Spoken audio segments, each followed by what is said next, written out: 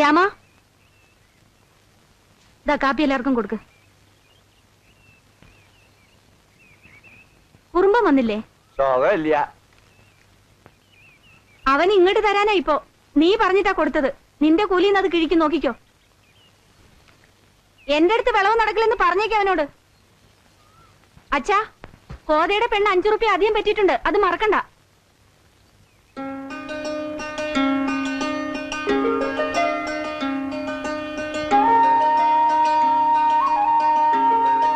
തരില്ല. പിന്നെ ഞാൻ 10 റുപ്യ വാങ്ങിയ കണക്കെവിടെ? അത് ഞാൻ പറഞ്ഞില്ലേ, ഒരു ബനിയം വാങ്ങി 2 റുപ്യക്ക് ചായ കുടിച്ചു. ടൗണിൽ പോകുമ്പോ എന്തെങ്കിലുമൊക്കെ ചെലവുണ്ടാവില്ലേ രാജി? ഈ മാസം പാലായിട്ട് സൂക്ഷിക്കാൻ തന്നത് എത്രയാന്നറിയോ? 400. തെറ്റ്. 600 തന്ന അപ്പൊ തന്നെ അതിന് 25 എടുത്തില്ലേ കള്ള. പിന്നെ 15ഉം 10ഉം 60 പറ്റി. എന്നെ പറ്റിക്കാൻ നോക്കണ്ട. ഓ ശരിയാണ്, മറന്നോ? ഇങ്ങനെ ചെലവാക്കാൻ തുടങ്ങിയല്ലേ ലോറി ഓടിച്ച് മരം കയറ്റി പ്രമാണിയായി നടക്കണതേ സ്വപ്നത്തിൽ എന്നെ ഉണ്ടാവുള്ളൂ, പറഞ്ഞേക്കാം.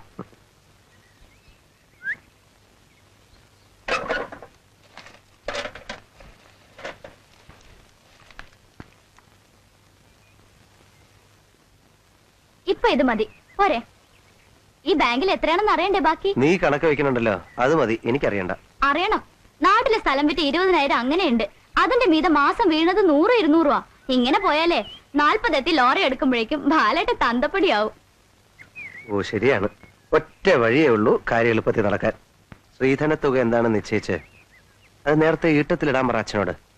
കല്യാണം വരെ കാക്കണമെന്നില്ല. എന്തേ? ഒറ്റ മോളെ ആർക്കാ കെട്ടിച്ചു കൊടുത്തത് 4 പേര് ചോദിച്ചാ ഈർച്ചക്കാരനെന്ന് പറഞ്ഞാൽ നാണക്കേടല്ലേ? മരുമകൻ ആരാ? അറിയില്ലേ? ആ ലോറിയും കരാറ് പണിയൊക്കെ ഉള്ള ബാലൻ. ആർക്കാ എന്റെ അന്തസ്? എന്നാലേ ഇത് ഇവിടെ ഇരിക്കട്ടെ. തരില്ല. എന്താ ഒരു 10 റുപ്യ ചോദിച്ചാ കിട്ടാൻ പ്രയാസാക്കണേട്ടാ. തരണത് മുഴുവൻ വാങ്ങണ്ടേ? പിന്നെ എന്തിനാ എന്റെ സൂക്ഷിക്കാൻ തരണേ? അച്ഛന്റെ സ്വഭാവം ആ മോൾക്കും. ഇരുമ്പ് കുടിച്ച വെള്ള ഇവളുടെ കയ്യിൽ പെട്ട കാശ്. ബാല, ഒരാഴ്ചയോട് ചുമര് പൊന്തും. കഴുക്കോലിന് പറ്റിയ കഷ്ണങ്ങള് മൂപ്പനോട് പറഞ്ഞോ? ഇരുമുള്ളിന്റെ പുറവട്ട് എടുക്കാന്നാ മൂപ്പൻ പറഞ്ഞു. ആശേരി കുത്തുണ്ടാക്കുന്നുണ്ട്, അത് നിന്റെ തരാം. എന്തോ എന്നും ഈ ചായപ്പുഴയുടെ ചായപ്പിൽ കിടന്നാ പോരാന്ന് ഒരു നല്ല ബുദ്ധി തോന്നിയല്ലോ നിന്റെ അച്ഛന്. അതും ദുശലവാന്ന് ആ മകളുടെ കണക്ക് ബാല. ഇപ്പൊ എന്താ നമ്മൾ ഇവിടെ താമസിക്കണില്ലേ? ഇത് മതിയോ? ഒരറ വേണ്ടടി. ഇവിടെ ഒരു മുക്കില് കിടന്നോളൂ കല്യാണം കഴിഞ്ഞ നീ നിന്റെ ആളും. ചോദിച്ചു നോക്ക്. ഒന്ന് മിണ്ടി പറഞ്ഞിരിക്കാൻ സ്ഥലം ഉണ്ടോടി ഇവിടെ? മിണ്ടി പറഞ്ഞിരിക്കാന്ന് വെച്ചാ എന്താന്ന് മനസ്സിലായ നിനക്ക്? തൊള്ളാരം പറയാണ്ട് പോണ്ടോ വേഗം? വീട് പണി കഴിഞ്ഞാലും ശ്രീധനം വകയില് ഒരു സംഖ്യ തരാൻ കാണില്ലേ അച്ഛന്റെ കയ്യിൽ? ചായക്ക് 60 കാശ്, ഊണിന് 1.25. അറക്കനുണ്ടല്ലോ ശരിക്ക്. സംഖ്യ കുറച്ച് കാണണമല്ലോ അപ്പൊ. ഉണ്ടാവും. അതെ, ആ കാശേ പെണ്ണിന്റെ കഴുത്തിലും കാതിലും പൊന്നായിട്ട് കിടക്കും. വെള്ളി ഉറുപ്പ്യ ഒരെണ്ണം ആ വകയിൽ എന്റെ കുട്ടിക്ക് തൊടാൻ കിട്ടില്ല.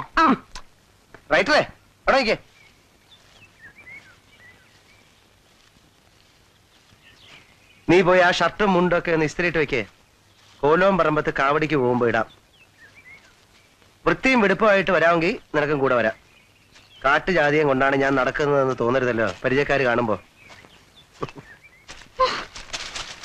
എന്താ പറഞ്ഞേ? കാട്ടുജാതിയോ? ഇനി പറയോ?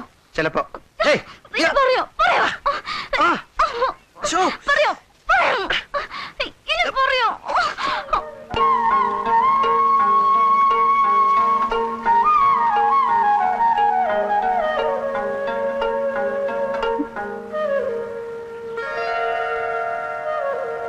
അങ്ങാച്ചോണ. ഉണക്കസ്രാവ് തീർന്നോ? ഒരു കഷ്ണം എടുത്ത് വറക്കാറുന്നില്ലേ? കൂട്ടാനാ വെച്ചത്, ഒരു കഷ്ണം ബാക്കി ഉണ്ടായിരുന്നു. ഇവൾ ഇപ്പോഴും അമ്മയുടെ അതേ ചിട്ടയില. ഇറച്ചി മീനും ഒക്കെ ഉണ്ടാക്കും, പക്ഷെ കഴിക്കില്ല. ഈ രാഘവൻ എങ്ങോട്ടാണാവോ പോയത്? എന്തൊക്കെയോ ആലോചനകളുണ്ട് രാഘവന്, പക്ഷെ ഒന്നും തുറന്നു പറയില്ല. ബാലനിപ്പ എന്താ ഏർപ്പാട്? മരപ്പണിയായിരുന്നു കൂപ്പിൽ. ഇപ്പോൾ ഒന്നും തീരുമാനിച്ചില്ല. വീട്ടില് അങ്ങനെ ആരുമില്ല. 3 ഏട്ടന്മാരാണ്. അവരൊക്കെ ഓരോ പണിയായിട്ട് ഓരോ സ്ഥലത്താണ്. നാട്ടില് സ്ഥലമൊന്നുമില്ല. ഭാഗത്തിൽ 16 സെന്റ് ഉണ്ടായിരുന്നു, വിറ്റു മുൻപ്. എന്നിട്ട് ആ കാശ് കൊണ്ടൊന്നും ചെയ്തില്ലേ?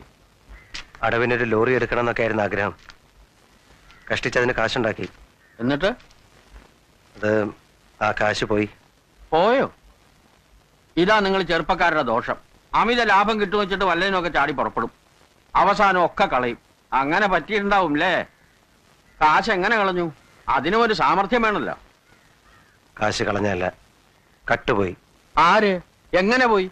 എന്നിട്ട് പോലീസ് പറഞ്ഞ് കേസാക്കിയില്ലേ? ഓ, പോയത് പോയി, വേറെന്ത് പറയാൻ. രാഘവൻ അറിയോ ഇത്?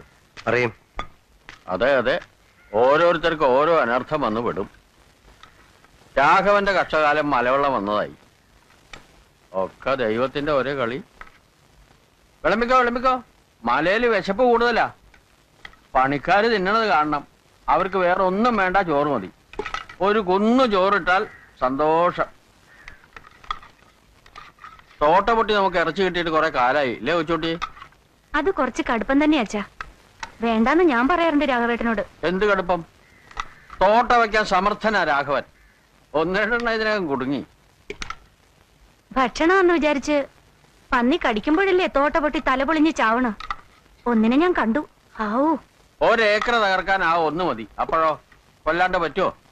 പാട്ടുകുട്ടിയെ വരില്ലെന്ന് പറയുന്നുണ്ടല്ലോ. ഓടിച്ച പോരെ, എന്തിനാ കൊല്ലണേ? കൊല്ലണ്ടതിനെ കൊല്ലണം. ദയ വിചാരിച്ച് വിട്ടാൽ അത് പിന്നെ അതിലും അനർത്ഥം ഉണ്ടാക്കും. ദ്രോഹം ഉണ്ടാക്കുന്ന സൈസാണെന്ന് വന്നാൽ തരം കിട്ടുമ്പോ കൊല്ലണം. അതാ മലയിലെ നിയമം. എന്താ ബാല, തെറ്റുണ്ടോ? കൊല്ലണം.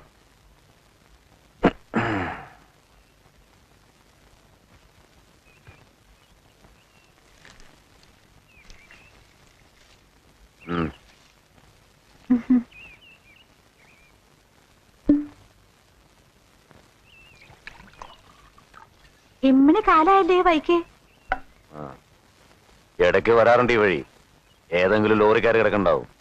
അതിനെന്താ, നിങ്ങക്ക് വിളിച്ചൂടെ? ഓ, ടിക്കറ്റെടുത്ത് ക്യൂ നിൽക്കാൻ നീ എന്താ വല്ല. നിങ്ങള് വരുമ്പോഴൊക്കെ ചോദിക്കണമെന്ന് വിചാരിക്കും. മലയിൽ എന്തെടുത്താ നിങ്ങക്ക് പണി? കരി. ഗാർഡുകാര് ചിലര് മണത്ത് നടക്കണ്ടെന്ന് അബു പറഞ്ഞു.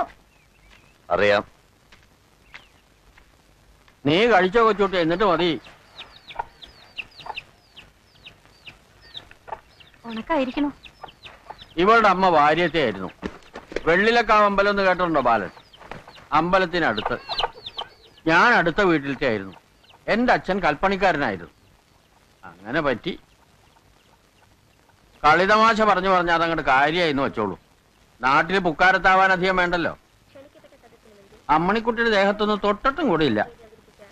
എന്നിട്ട് കൂളന്മാര് ഞങ്ങൾ നിന്ന് വർത്തമാനം പറയണ കണ്ടിട്ട് അമ്പലച്ചമരിൽ എഴുതി വെച്ചു, വാരസ്യാര് കുട്ടിക്ക് പാണെന്നാണുവിന്റെ നായ്ക്കള്. തല നിർത്തി നടക്കാൻ വയ്യാണ്ടായി ആ കുട്ടിക്ക്. ചങ്കും പൊങ്കും ഇല്ലാത്ത പ്രായമല്ലേ. രണ്ടും കൽപ്പിച്ചിറങ്ങാൻ ധൈര്യം ഉണ്ടോ അമ്മണിക്കുട്ടിയെന്ന് ചോദിച്ചു. ഉണ്ടെന്ന് 36. വല്ലാത്ത ധൈര്യമുള്ളൊരു പെങ്കടാവായിരുന്നു. അത് പറയാണ്ട വയ്യ. വയറ് അറിഞ്ഞ ക്ഷീണ ഒറ്റയ്ക്ക് ഇരിപ്പ് തന്നെ. രണ്ടാളുടെ പണി ഇവളുടെ അമ്മ ഒറ്റയ്ക്ക് എടുത്തിരുന്നു. അവരാച്ചൻ അവള് പണിയെടുക്കണ കണ്ട് എന്നെ ചീത്ത പറയും. ഞാൻ പറഞ്ഞാലും കേൾക്കട്ടെ. കഴിഞ്ഞുകൂടാൻ വഴിയായപ്പോഴും നിർത്തിയില്ല. ഒരു പെൺകുട്ടിയാണ്, അതിന് നാളേക്ക് എന്തെങ്കിലും വേണ്ടേ എന്നായി. പിന്നെ അവക്കൊന്നും വേണ്ട. മേലിടാൻ നല്ലതൊന്നും വാങ്ങാൻ സമ്മതിക്കില്ല. കൊല്ലത്തിൽ 3 പവന്റെ പണ്ടം വാങ്ങണം മോക്ക്. ഒന്ന് ചായണോ? വേണ്ട, ഞാനിരുന്നാ പണിക്കാർ കിടക്കും, പിന്നെ ഉറങ്ങാനും തുടങ്ങും.